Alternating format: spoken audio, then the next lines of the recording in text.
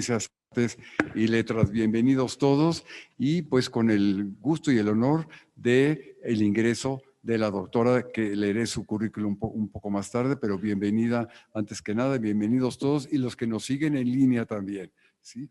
Con la cuestión del COVID ahora, la gente no está asistiendo a actos públicos, por eso lo pusimos también en línea, porque pues hay un público que nos sigue y un público que está deseoso de saber cómo es el ingreso, ¿verdad? O cómo es de qué se trata y demás. Así que bueno, pues bienvenidos a nombre de la Academia Hispanoamericana de Ciencias, Artes y Letras y del Centro de Estudios de Historia de México, Fundación Carlos Slim, que es quien nos permite llevar a cabo aquí las sesiones de la Academia y por otro lado, bueno, pues gozar un poco de lo que es el espacio. Así que a nombre del Centro de Estudios, muy bienvenidos. Bueno, yo quisiera iniciar un poco con qué es la academia, es decir, cuándo se funda, por qué se fundan academias. ¿Sí? Hoy en día las academias son espacios de discusión, de crítica constructiva, de presentación de las investigaciones de cada uno de los miembros y que de un tiempo acá, de acuerdo al que va a presentar, al presentador de su trabajo, al investigador, si quiere que se haga en línea para que un público más amplio pues pueda aprender de las investigaciones y preguntamos siempre si quieren que sea en público y la verdad es que nos sigue un público bastante amplio y no exclusivamente reunirnos en la academia, pero también vemos la importancia de que la academia debe de reunirse en periodos, dijéramos, para escucharnos a nosotros mismos y aportar ideas, qué sé yo, que quizá cuando hablamos en público no lo podemos exteriorizar. Y por otro lado, y mucho por recomendación de la maestra Amerling aquí presente, también queremos nuevamente llevar a cabo presenciales las reuniones, porque por muchas razones, pero sobre todo la parte humana, ¿verdad?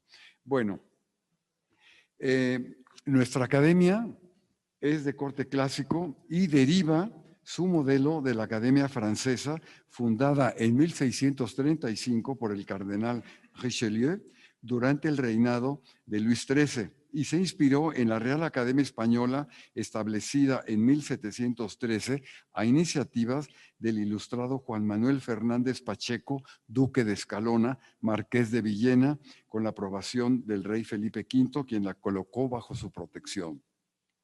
La Academia Hispanoamericana de Ciencias, Artes y Letras fue fundada en Cádiz en 1912, bajo el patrocinio del rey Alfonso XIII, con el fin de conmemorar el centenario de la Constitución de Cádiz de 1812, a las cortes de las que surgió dicha Constitución, la Nueva España, que envió su representación a diputados en quienes se encontraron personajes distinguidos como Fray Servando Teresa de Mier, Miguel Ramos Arizpe o Miguel Guridi y Alcocer, entre otros varios, ¿no? En las memorias que acabamos de publicar, como dicen, un error siempre se va en un libro, ¿verdad? Y a mí se me fue porque puse Carlos XIII en lugar de Alfonso XIII. Pero bueno, espero su comprensión y que esto no demerite lo que es la publicación. En México, la Academia Hispanoamericana fue establecida y refundada el 28 de febrero de 1983 a instancias del señor Teodoro Amerling y Sirión, con el reconocimiento del rey Juan Carlos I de España. La academia está compuesta por académicos de número reconocidos por sus médicos científicos, artísticos y literarios. Esta es nuestra academia, esta es nuestra reunión mensual y pues sobre todo cuando es una sesión solemne como la de ahora, pues es una sesión muy especial. Muchísimas gracias y le voy a dar la palabra al maestro Salvador de Pinal e Icaza, que es el decano de la academia. Adelante, Salvador. Muchas gracias, muy amable señor director. Desde su establecimiento ingresaron a esta academia numerosas personalidades, entre ellas dos presidentes de México, don Venustiano Carranza y el general Álvaro Obregón. En España, entre sus directores estuvo el destacado escritor don José María Pemán. En México, entre los académicos, intelectuales de las ciencias, las artes y las letras, fallecidos están el licenciado Antonio Fernández del Castillo, presidente de la Academia Nacional de Geografía e Historia, don Miguel L. Muñoz, presidente de la Academia Mexicana de Estudios Numismáticos, el doctor en filosofía, don José Luis Curiel Benfield, el arquitecto don Nicolás Mariscal Barroso, el licenciado don José Miguel Quintana, secretario de la Academia Mexicana de la Historia. Asimismo, podemos mencionar a la directora durante 7 años, doña Josefina Muriel de González Mariscal, al doctor don Miguel León Portilla, conocido historiador, experto en temas de literatura y filosofía náhuatl, quien fue sucedido en su sitial por el antropólogo, investigador emérito y premio de Asturias, don Manuel Matos Moctezuma. El doctor don Ernesto de la Torre Villar, escritor y maestro universitario, premiado en 1988 por el presidente de la República con el Premio Nacional de Letras, el maestro Carlos Esteva, que representa la música, director de la Orquesta de Cámara de México y de la Orquesta Sinfónica de Pemex algún tiempo. Monseñor Tapia, Israel Cavazos Garza y otros muchos. Normalmente procuramos que siempre estén ocupados los 24 sitiales y omito los nombres de algunos fallecidos en obvio de brevedad. Hoy nos acompañan varios de nuestros académicos, la secretaria general de la Academia, la maestra doña Concepción Amerlín de Corsi, la maestra Nuria Salazar Cimarro, está el próximo recipiendario, el mes de agosto, el señor Moncada, está Martín Ríos, está también el doctor don José Rubén Romero Galván, el doctor en biología, especialista en vegetación, flora y fauna del estado de Chihuahua y de la Sierra Tarahumara, el doctor Robert Bay, el recién ingresado doctor en filosofía, don Juan Carlos Mansur Garda, el español don Javier García Luenco Manchado, que ingresó en diciembre del 2021, y la doctora doña Nora Olani Ricalde Alarcón, quien ingresó ya hace bastantes años, ya hace como unos 10, 11 años, y es especialista en mentalidad del siglo XVI y vida religiosa del siglo XVI. Martín, ¿sí lo citaste a Martín? A Martín, sí, lo cité. Perdón, sí. A ver, ¿alguien faltó? Pues sí. Bueno, entonces, dejo aquí mi intervención. Le paso la palabra al señor director, don Manuel Ramos Medina, para que haga la presentación de la recipiendaria. Por favor, Manuel. Muchas gracias. Voy a permitirme leer un resumen de su amplio currículum de la doctora Ana Diegues Rodríguez, doctora en Historia del Arte por la Universidad de Santiago de Compostela, con su tesis sobre la pintura flamenca del siglo XVI en el norte de España. Con ella obtuvo la máxima calificación cum laude. Ha sido becaria del Departamento de Pintura Flamenca y Holandesa del Museo Nacional del Prado y del Museo Provincial de Pontevedra, dentro de sus departamentos de Educación y Archivo Gráfico. Sus investigaciones se centran en la pintura y los pintores flamencos de los siglos XVI y XVII en España, así como sus relaciones comerciales, sociales y artísticas con artistas y comitentes españoles. Sus contribuciones en este campo han sido publicadas en revistas especializadas tanto nacionales como internacionales. Compagina sus labores como directora del IM con las de profesora asociada en el área de Historia del Arte de la Universidad de Burgos.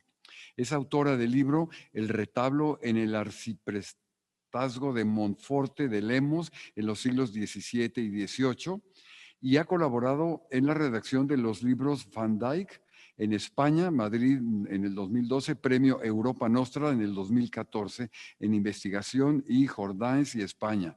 Y dentro de, ya se me fue la imagen, ya se me fue, bueno, pues yo creo que ya, quizá destacar un poco su doctorado cum laude por la Universidad de Santiago de Compostela, con la tesis La pintura flamenca del siglo XVI en el norte de España, Navarra, País Vasco, Cantabria, Asturias y Galicia. Y su tesis de licenciatura sobre el retablo durante los siglos XVII y XVIII en el arciprestazgo de Monforte de Lemos, Lugo, presentada en la Universidad de Santiago de Compostela en 2001 y obtuvo la calificación sobresaliente. Actualmente es directora del Instituto MOL, Centro de Investigación de Pintura Flamenca, y profesora de la Universidad de Burgos. Yo creo que con eso más que presentada, muchas gracias, Ana, estar por nosotros, y te damos la palabra en tu presentación, que está, ustedes lo ven, si alguien quiere bajarse para verla, nosotros lo podemos ver aquí, con la recepción de América en Europa a través de Abraham Ortelius y Julius Hoffenhalle, ¿verdad? Pues bienvenida y adelante. Muchísimas gracias. Excelentísimo señor presidente, ilustrísimos señores académicos. Un poco más cerca, Exacto. Excelentísimo señor presidente. Muchas gracias. Excelentísimos, ilustrísimos señores académicos, queridos colegas, familia, amigos, señoras y señores. Es un gran honor para mí estar hoy aquí, en la sede de la Academia Hispanoamericana de las Ciencias, Artes y Letras de México, para recibir el gran privilegio del que me han hecho gala, mi ingreso en su academia como académica de número. Por eso, antes de comenzar mi discurso, es mi deber agradecer a la Academia esta distinción, y en especial al excelentísimo señor presidente y a los ilustrísimos señores académicos que han apoyado mi candidatura basada en mi trayectoria profesional. Todos ellos son los responsables de que hoy me presente ante ustedes. Igual que los presentes, es mi obligación recordar aquí a los que no están. En primer lugar, a mis padres, que con su ejemplo y apoyo han hecho a la persona que tienen delante suya. También a mis profesores que a lo largo de mi carrera profesional me han formado y han sabido inculcar el amor y la pasión por la investigación.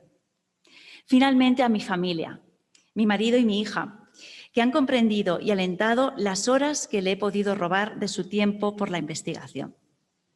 Aprovecho también la oportunidad de agradecer al ilustrísimo señor Alfonso Miranda Márquez el honor de dar respuesta a mi discurso.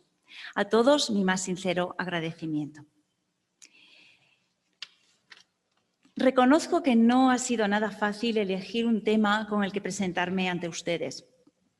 Mi especialidad en el arte flamenco de la Edad Moderna ha hecho que mis investigaciones se centraran en la producción de estos artistas desde Flandes y cómo sus composiciones repercutían en territorios más alejados.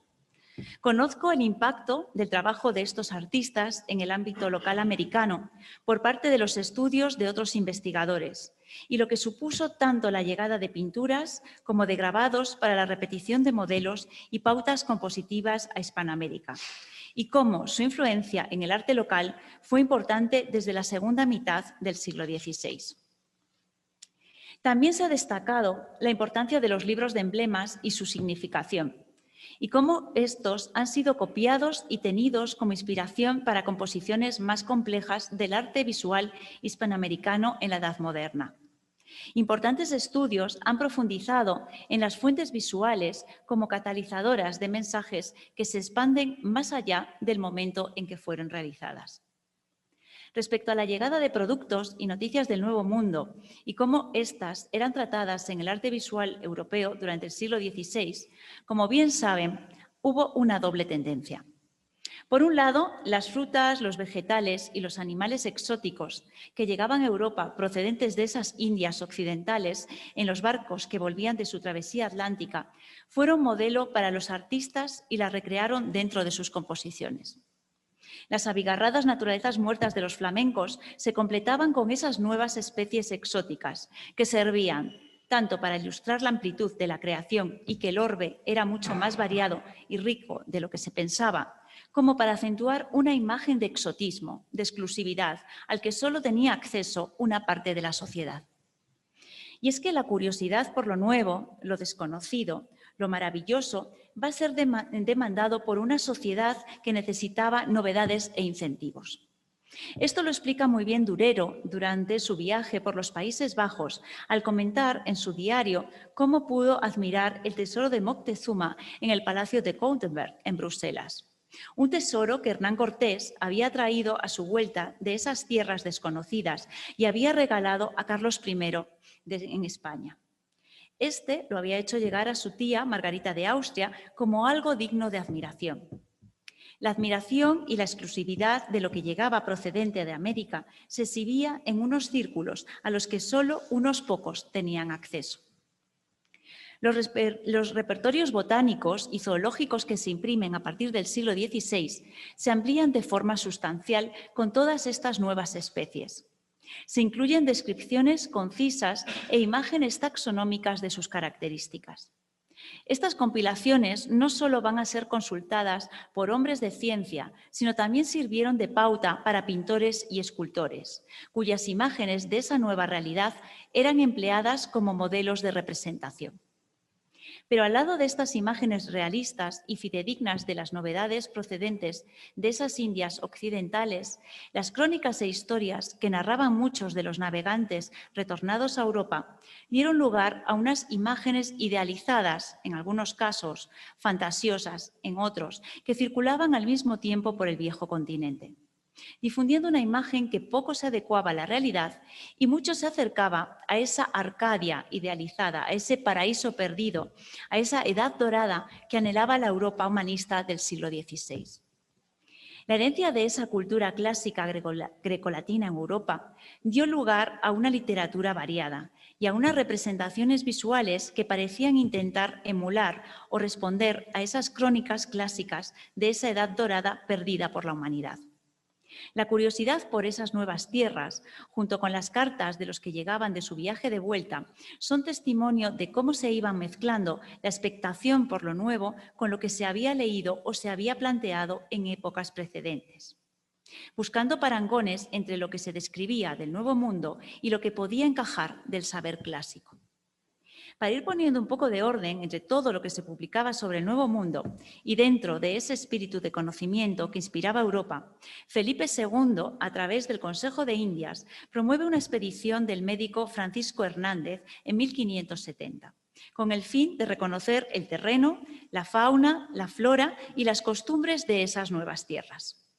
Francisco Hernández era el encargado de recopilar todas aquellas nuevas plantas medicinales, sus propiedades y su uso, y los alcaldes mayores y corregidores de Indias debían contestar unas 50 preguntas sobre las costumbres y particularidades de las nuevas tierras descubiertas. Francisco Hernández permaneció en Nueva España desde 1571 a 1577. Todo el trabajo de ese tiempo se recogió en unos manuscritos que pasaron a engrosar la biblioteca del Escorial. Eran muy exhaustivos y amplios en su descripción. Por ello, circularon de forma sintética por Europa gracias a la síntesis del italiano Nardo Antonio Recchi. Juan de Herrera, arquitecto del rey y responsable de las obras del Escorial, en 1582 envió una carta a Felipe II en la que le sugiere acompañar ese texto de Nardo Antonio con las descripciones de las plantas con ilustraciones de su apariencia. De hecho, incluye en la misiva varias láminas para que el monarca viese cómo quedaría el resultado, adelantando así la decisión del rey al respecto de esa posible edición ilustrada. Las planchas que envía el rey para su decisión se conservan en el Archivo Valencia de Don Juan de Madrid y muestran cómo serían coloreadas o solo impresas.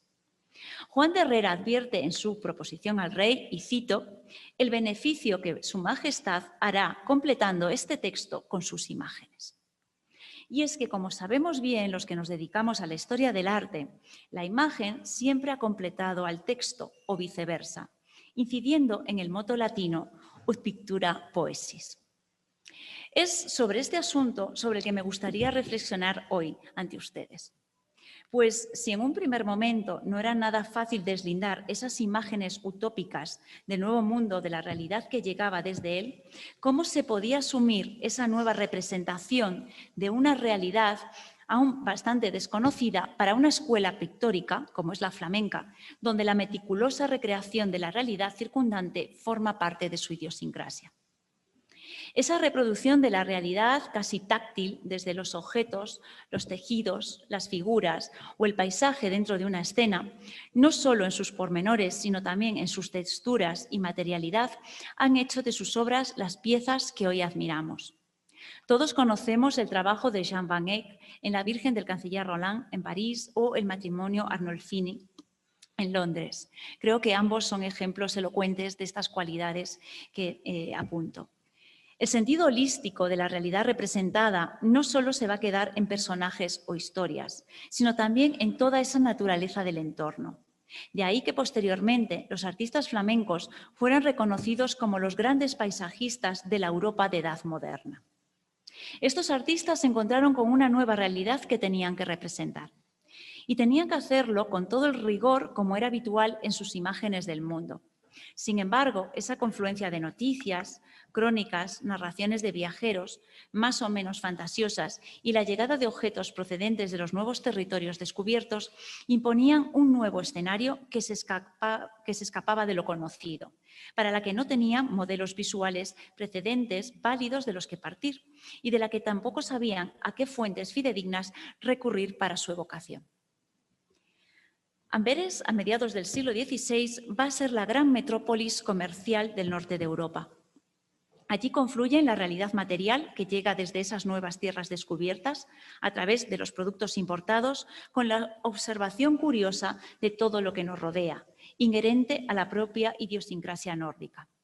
Esto favorece un análisis taxonómico de todo lo que llega del Nuevo Mundo y que pronto los artistas tuvieron a su disposición, no solo en Flandes, sino también en el resto de Europa.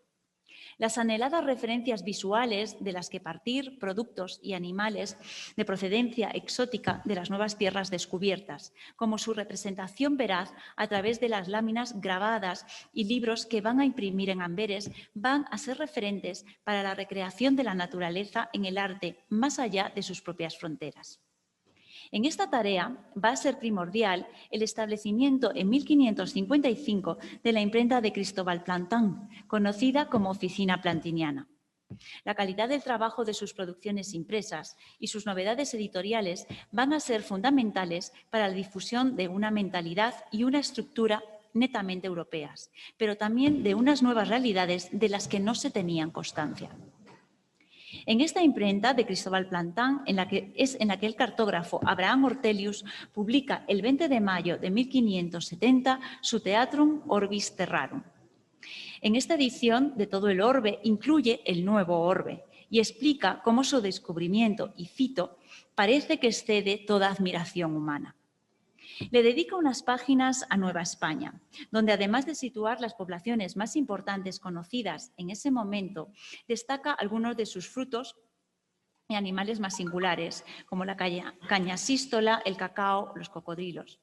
Ortelius, al igual que el resto de Europa, se da cuenta que todo el conocimiento de los antiguos, esa tradición grecolatina que he mencionado previamente, está en entredicho. Y estas nuevas tierras también están dando una nueva dimensión a lo que se sabía hasta ese momento. Y cito, nos hemos admirado muy mucho que hayan podido quedar desconocidas a nuestro orbe. Ortelius, en su primera página, ocupada por toda esa representación del mundo conocido y su descripción geográfica, reconoce las voces autorizadas de las que parte para la imagen que ahora presenta. La lista es larga e incluye no solo a los clásicos, sino también a los más modernos, desde Gonzalo Fernández de Oviedo a Américo Vespuccio.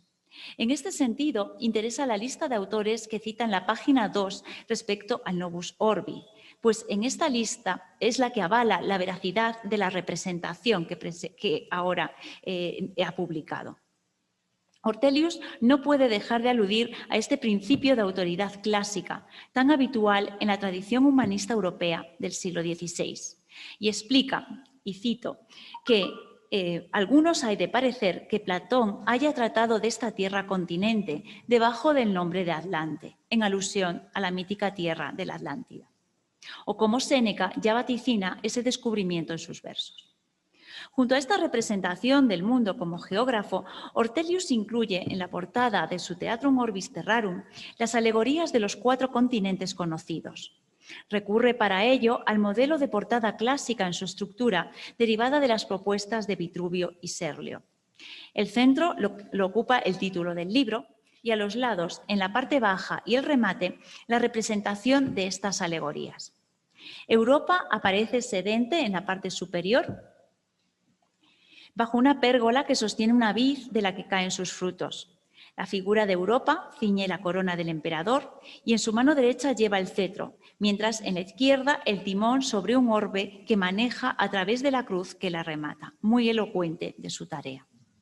En la parte central, flanqueando las dos columnas de esta portada, están las alegorías de Asia a la izquierda y África a la derecha. Asia, con un vello tocado y vestida a la moda de la época, alza un incensario. África, como una mujer de color, desnuda, cubierta parcialmente por un manto que le cae por los hombros, sujeta una rama de algodón egipcio y está rodeado de una corona de sol.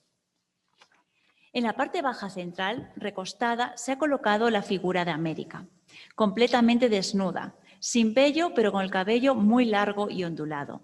Lleva un tocado de oro a modo de casco que cubre su cabeza.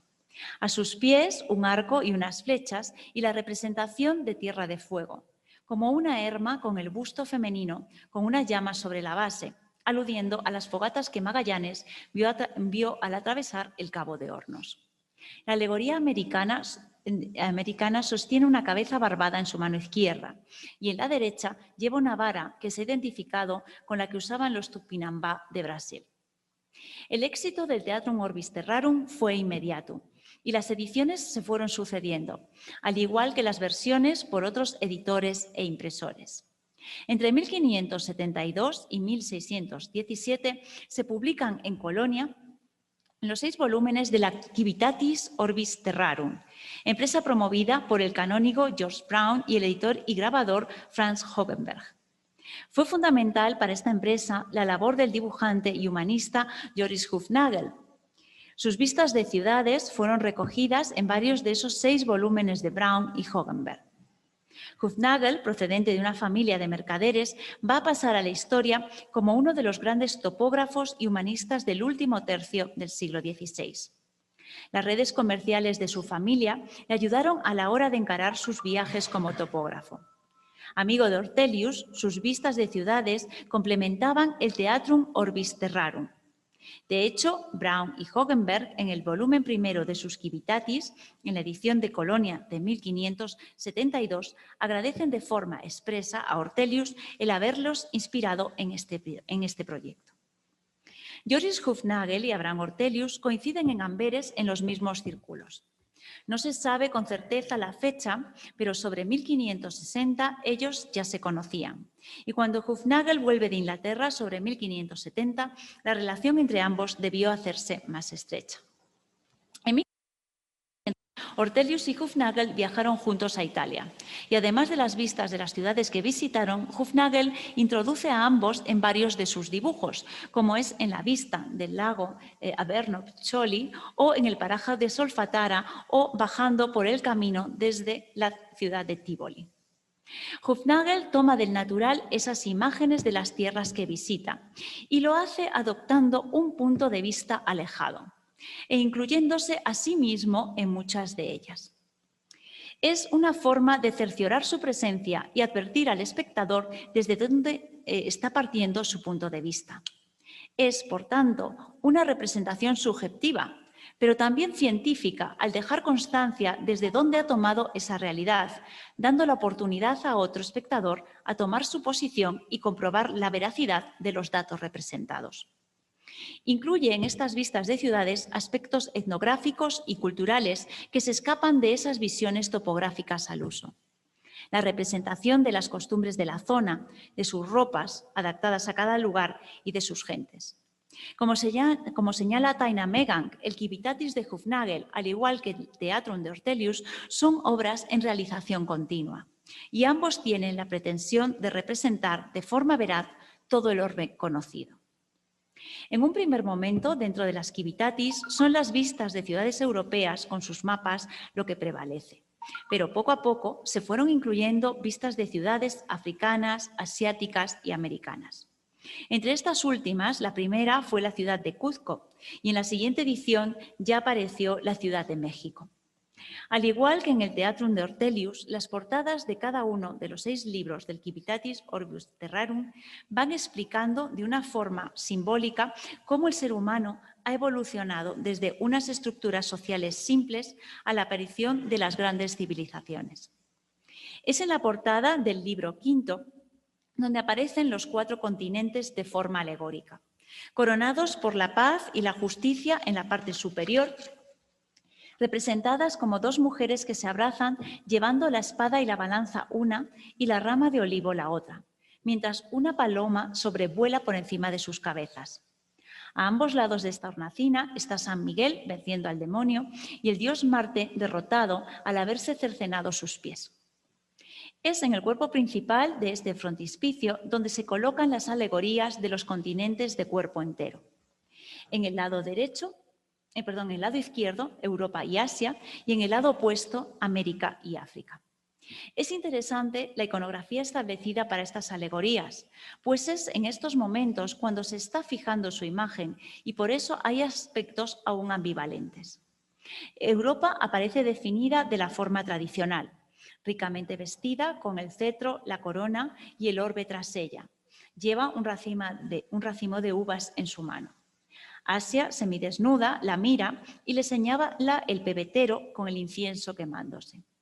Tras ella asoma lo que parece ser un rinoceronte, un animal, por otro lado, que se relaciona más con el continente africano que con Asia.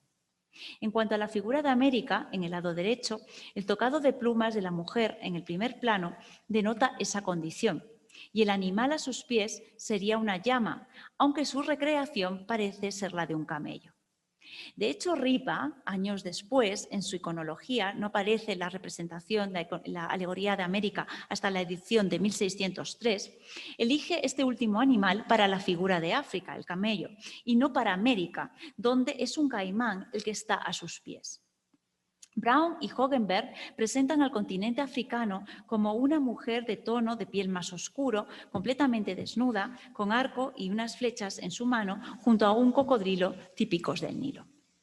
Al comparar la portada de Ortelius y la que Brown y Hogenberg presentan en sus Civitatis, vemos que comparten esa unidad visual en su estructura del primer volumen, pero en los siguientes de la Civitatis los escenarios se van enriqueciendo, dando importancia a esa interacción entre las diversas cualidades del ser humano, como la importancia de la comunicación, la concordia, la justicia, el honor, la ciencia, el trabajo y la sabiduría, como fundamentales para forjar las civilizaciones. La imagen de América se va fraguando desde esas crónicas primeras, maravilladas por la exuberancia del terreno, las costumbres de esas gentes y sus representaciones, a aquellas otras más objetivas y con espíritu crítico respecto a qué es lo que se había encontrado. El dibujo que se conserva en el Metropolitan Museum de Nueva York, de Jan van der Straat, de la alegoría de América, fechada hacia 1582-1589, está basado en el texto del jesuita Giovanni Pietro Maffei y su Historiarum Indicarum de 1588. Aunque se ha supuesto la influencia de Cesare Ripa en su iconología y sus ediciones impresas representando los continentes, estas, como he señalado brevemente, son un poco más tardías. La influencia más probable de la que pudo haber partido van der Straat es la de sus compatriotas flamencos, desde Ortelius, Hogenberg a Lucas de Heer. Van der Straat presenta a América como una joven en conversación con el italiano Americo Vespuccio, que la descubre como un nuevo continente. Aparece vestido a la europea, llevando el astrolabio que le permitió la navegación y blandiendo la bandera de la fe. América, desnuda sobre las hamacas que los indígenas empleaban para dormir, aparece con ese casco que también Ortelius había reproducido en su portada para el mismo personaje. En el paisaje del fondo, algunas escenas recrean las costumbres de ciertos grupos indígenas en relación a sus rituales de sangre que tanto impacto habían tenido a comienzos de siglo. Jan Sadeler, siguiendo un diseño del pintor de Ámsterdam, Dick Parentenson, ya plantea una imagen alegórica desde el medio, donde el medio está más parejo con esas referencias que se adecuaban a la realidad que llegaba a los puertos europeos. Los animales, los guacamayos en este caso en la parte superior, el paisaje exuberante en el que se incluyen especies más exóticas y donde los tipos de casas, los atuendos de los aborígenes y sus costumbres se representan en un sentido más cotidiano y menos pintoresco. Vemos cómo las alegorías del nuevo continente en el último cuarto del siglo XVI en Flandes van a fluctuar entre la tradición, la vanguardia y la ciencia. Joris Hufnagel hace una exultante escena de este encuentro entre Europa y América a través de la ciudad de Sevilla, en el gouache sobre pergamino que se conserva en la Biblioteca Real de Bruselas, fechado entre 1570 y 1573. En la parte inferior izquierda, la nave que procede de América aparece con la alegoría de la opulencia al lado de un indígena. Aquí lo vemos un poco mejor. Un indígena que lleva un vello tocado de plumas. Varios escudos llevan los nombres de Hispania Nova, América y Dominica, aludiendo a los lugares más importantes conocidos por las fechas que está recreando esta imagen Hufnagel. De hecho, incluye una variada representación animal en relación con el nuevo continente, un interés por el mundo natural por el que sentirá Hufnagel una especial fascinación. Hufnagel, frente a Ortelius, nunca va a dejar de emplear esa realidad de la que parte para completar sus imágenes con un mensaje más trascendente.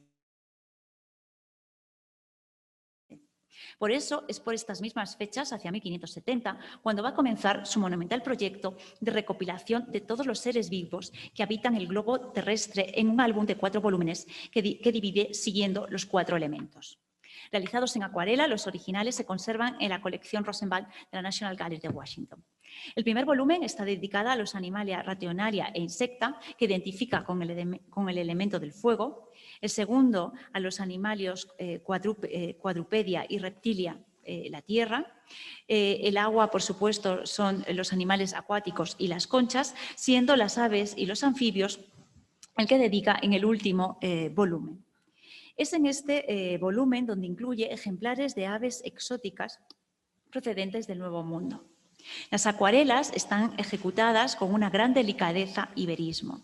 Sin embargo, se diferencian de esos repertorios meramente naturalistas al introducir un texto que dota a la imagen de un sentido simbólico y emblemático, que es lo que impera en toda su producción.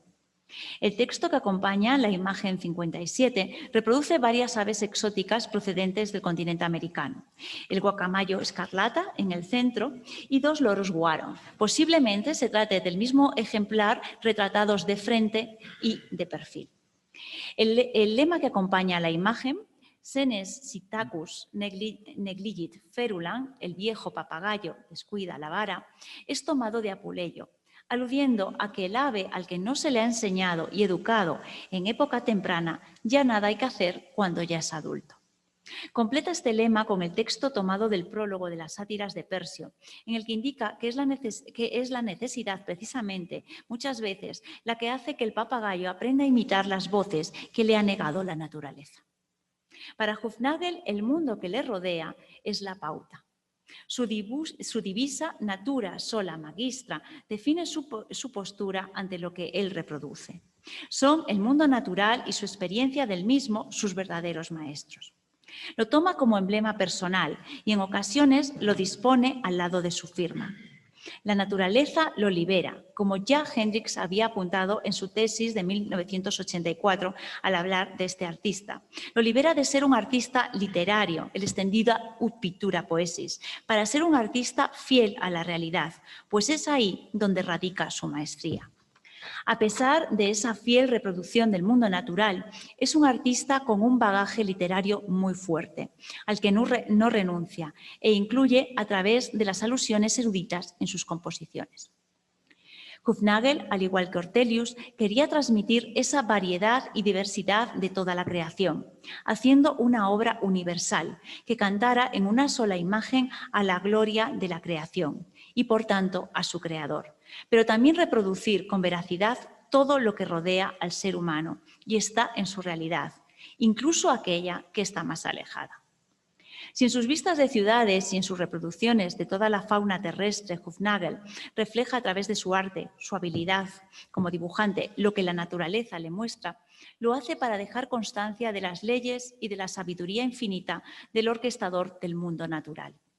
Así lo recoge en la iluminación de la letra H mayúscula de la caligrafía de George Boxey, que se conserva en la Paul Getty de Los Ángeles, tomando los versos del rey David del Salmo 19 y que creo que sirve de colofón para lo que se espera de nosotros. Continuar con la fascinante tarea de contribuir a mejorar toda esta obra creadora que tan generosamente se nos ha brindado a través de la naturaleza. He dicho.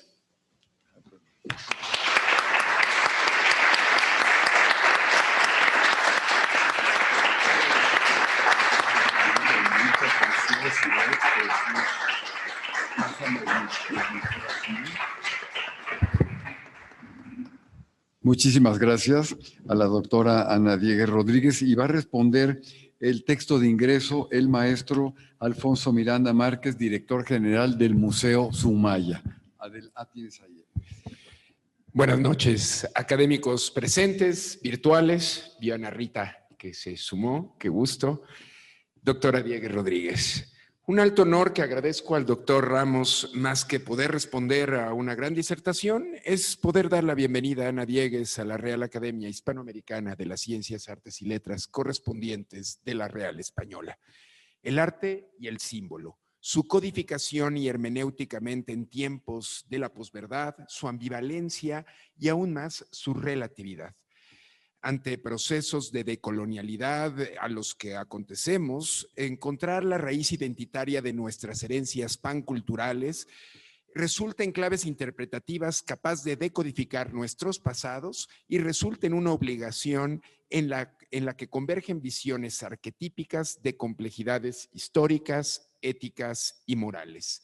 Las imágenes que forjaron un variopinto escenario en territorios americanos modelaron un ente que sin parangón se introdujo en Occidente. La visión de nuestros pueblos originarios en diálogos entreverados con la visión de una Europa moderna a través de una España entonces recién unificada, católica, antisemita, islamófoba, pero cuya asimilación cultural perfiló allende el poder de las casas reinantes, una hibridación moderna a la que pronto se sumarían las sensibilidades americanas en encuentros y desencuentros, pero no en descubrimientos, con aristas propias y virreinales, nunca coloniales, y las africanas atravesadas por una economía anclada en la esclavitud y un mundo por primera vez unido mediante un viaje y un tornaviaje que integrarían a las llamadas chinas. Nada más reduccionista que pensar en el lejano oriente, pues afianzadas las rutas hacia el cobalto, unieron Oriente Medio con Filipinas como un punto nodal para conectar con Acapulco, luego Puebla como capital cultural del Virreinato de Nueva España, el puerto de Veracruz, Cuba, Sevilla, más adelante Cádiz, Amberes y el resto del continente. Si bien los insumos, metales y mercancías cimentaron nuevos discursos, fueron imprenta y grabado aquellos derroteros que gestaron imágenes que propiciarían un repertorio audiovisual, un planteamiento neoplatónico cuya ancla, primero franciscana, permitió que el discurso se apoyara en la elocuencia de una imagen. Las herencias sincréticas del nuevo orden reinal, en fusión de cosmovisiones, se expresaron mediante un rico lenguaje alegórico en el que en todo momento encontró el símbolo, su potencia de significantes que se tradujeron en ideas de un orden global. La vida intelectual y cotidiana del viejo continente de los siglos XVI y luego del XVII, agitada por la inauguración de aquellas rutas marítimo-comerciales, trastocada por la revolución tecnológica de la imprenta, inspirada en Grecia y en Roma, quedan de manifiesto en una cultura portátil que se albergó por primera ocasión sobre papel impreso, el tránsito a la modernidad. Del humanismo italianizante, renacentista, al manierismo o los manierismos, de una límpida y acuciosa mirada y voz del norte continental, del barroco sobrio al exuberante y la transición hacia el neoclasicismo. Valores estéticos europeos que se nutrieron a veces a contracorriente y de manera inconsciente con las latitudes más cercanas, pero también con las más remotas, que reconfiguraron el mapa y el mapamundi mismo. Y efectivamente, a decir del investigador Rogelio Ruiz Gomar, la estampa fue la Europa portátil. El espacio acotado de papel y reducido el mundo a una escala de grises, las y los artistas de los virreinatos americanos abrevaron en el grabado para luego iluminar y escalar un lenguaje propio, original y sin parangón en Occidente. Durante el siglo XVII también aparecieron en el mercado los folletos informativos y las primeras publicaciones periódicas. Ante la Revolución Científica Europea, se editaron las primeras revistas científicas con figuras como Kepler, Galileo, Bacon, Harvey. Aquella imagen estampada se reinterpretó, no sin ingenuidad y sí con talento en color y tamaño. Quedarse en ese plano es no querer comprender que cada elección e ingenio propició una traducción discursiva. Algo se ganó, algo se perdió. Afanes que hoy, mediante la visión de las investigaciones de Ana Diegues Rodríguez, permiten encontrar en la naturaleza y su reproducción una modernidad de interés histórico, estético, filosófico, científico, cartográfico, arquitectónico, herbolario, orográfico, etnográfico, capaz de reconstruir al artista dibujante, al artista grabador, al artista impresor, al artista pintor y con aún más pasión al lector de aquellas imágenes. Un traductor y nunca un traidor. Un lengua, un nuevo Padre Aguilar, una nueva Marina, Malitzin, Malinche. La doctora en Historia del Arte por la Universidad de Santiago de Compostela consiguió el grado con su hoy ya famosa tesis sobre la pintura flamenca del siglo XVI en el norte de España. Y es justo aquella escuela de los llamados antiguos maestros la que modeló gráficamente los discursos de la península ibérica, pero también los de las posesiones de ultramar. Las lecciones de Diegues Rodríguez la han llevado a los universos preciosistas flamenco y neerlandés en el Museo del Prado y el Museo Provincial de Pontevedra, el asidero barroco gallego y las figuras de la estela rubensiana de Anton van Dyck, en inglés Anthony van Dyck, y el napolitano Luca Giordano, o en español Luca Jordán. Así como la estampa, Ana Diegues ha tenido un profundo interés por la difusión de las ideas y ha coordinado la línea editorial Studia Pictarum. Mención especial merece su esfuerzo por la referencial revista de Historia y Arte Filostrato. Cada elemento americano o europeo en su abstracción gráfica da cuenta del en sí y para sí de objeto, flor, fruto, animal o escenario. Suma de talentos en onda de choque que pondrán a conversar a la manera de Juana de Azuaje y su loa al auto sacramental del divino Narciso, a Europa con América, como personajes junto con la religión y el occidente mismo. Para la investigadora Marie-Cécile Benassi-Berlin, Sor Juana Inés de la Cruz pone en escena de manera alegórica, cito, y forzosamente esquemática, la doble conquista temporal y espiritual de América y su interferencia. Fin de la cita. Esta estrategia discursiva tuvo entonces como propósito la recuperación tanto de una dimensión estrictamente teológica como la recuperación de una dimensión histórica de las culturas originarias. Así, en versos sorjuaninos, Occidente reclama a celo ante la presencia de América. Cito: ¿qué Dios, qué error, qué torpeza o qué castigo me intimas? ¿Que no entiendo tus razones ni por aún remotas noticias, ni quién eres tú que osado a tanto empeño te animas, como impedir que mi gente en debidos cultos diga, celebrad al Dios de las semillas? A lo que América con vehemencia contestará en versos criollos: Bárbaro, loco, qué ciego, con razones no entendidas, quieres turbar el sosiego que en serena paz tranquila gozamos. Cese en tu intento si no quieres que en ceniza reducido ni aun los vientos tengan tu ser noticias. Y más adelante, América le replica a la religión: si el pedir que yo muera y el mostrarte compasiva es porque esperas de mí que me vencerás altiva, como antes con corporales, después con intelectivas, estás engañada. Pues aunque lloro cautiva mi libertad, mi albedrío con libertad más crecida adorará mis deidades. Fin de la cita. Lo propio no puede ser extraño. Lo exótico de estas tierras solo lo era para aquellos quienes recibían las noticias americanas. Frutas, vegetales, animales y montañas pronto protagonizaron un teatro dentro del teatro, un tramado intertextual, una loa, asunto y un argumento. La vanidad de la vida, el asunto de la representación del misterio de la Eucaristía y la rectitud de un camino sin mancha ni tacha.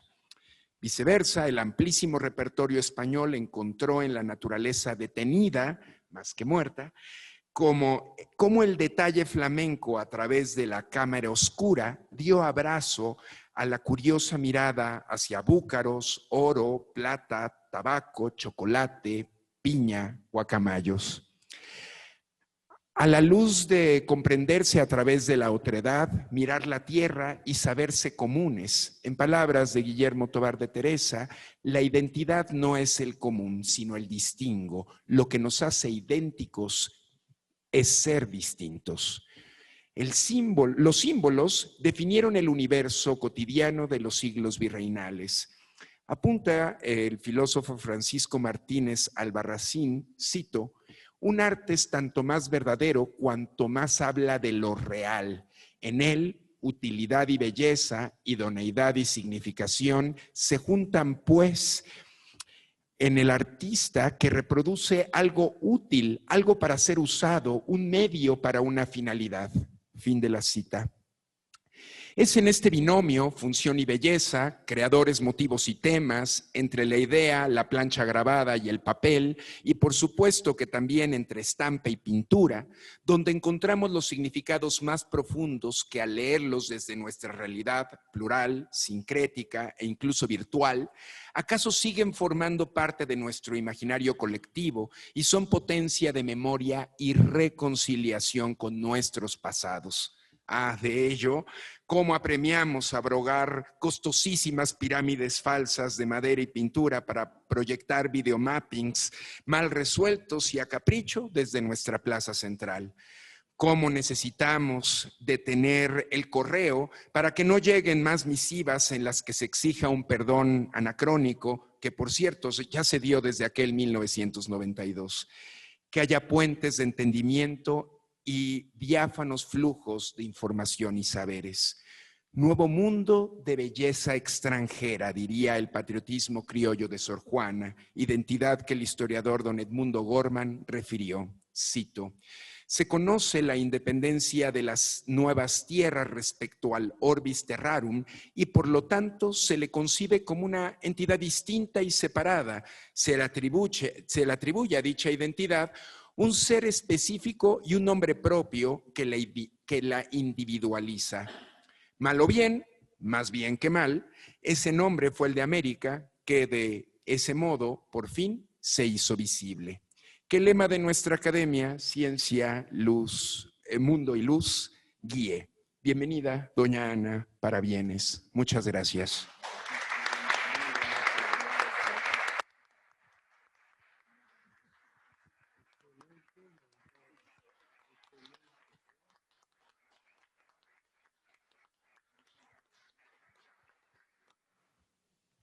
Verdaderamente muy brillante sesión. Me da muchísimo gusto ver que después de tantos afanes y tantos años, llevo 36 años en la academia y cada vez las cosas van mejorando. Muchas gracias, muchas gracias.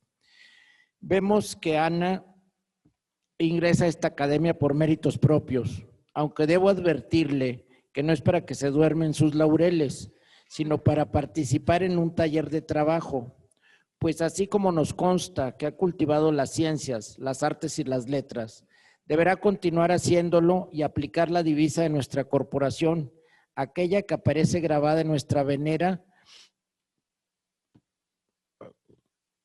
en la cual el genio Ariel, con una antorcha, derrama estrellas sobre el mundo y alrededor de ello aparece la inscripción Ciencia Mundi Lux.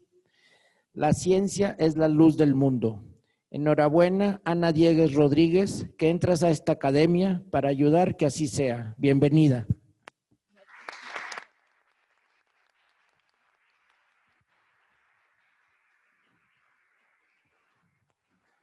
Y ahora, si son tan amables, nos ponemos de pie para hacer la imposición de la venera y la entrega del diploma. Por favor, doctor Ramos.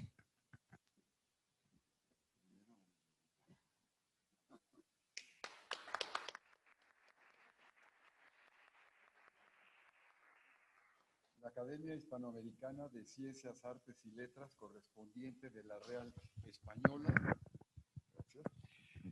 penetrada de los méritos y buenas cualidades que concurren en la ilustrísima señora doctora Ana Diegues Rodríguez, ha tenido a bien nombrarlo académica de número Sitial H.